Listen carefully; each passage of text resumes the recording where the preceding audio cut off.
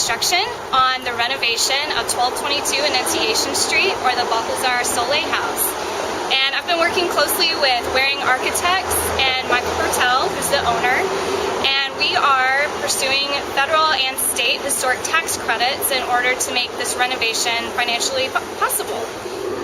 We have been working closely with the Louisiana State Historic Preservation Office, or SHPO, throughout the design phases of this project.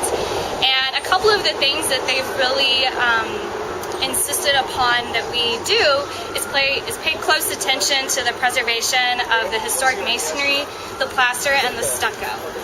So they've requested that wherever there's 50% of the historic plaster or stucco remaining, that we keep that in place and preserve that. But where there's less than 50% of the historic material intact, we are supposed to remove that.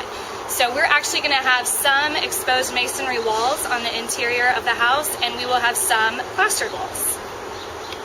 So this room is a perfect example of something that SHPO has really paid close attention to for the state and federal historic preservation tax credits. In this case, you can see behind me that we have some of the historic plaster that's still intact, but we also have a few areas where the brick is exposed. And in this case, because we have more than 50% of the historic plaster remaining on the walls and in good condition, we are going to keep the plaster in place and actually fill in the exposed masonry areas with new sheetrock or plaster so that we have a continuous finished space within this room.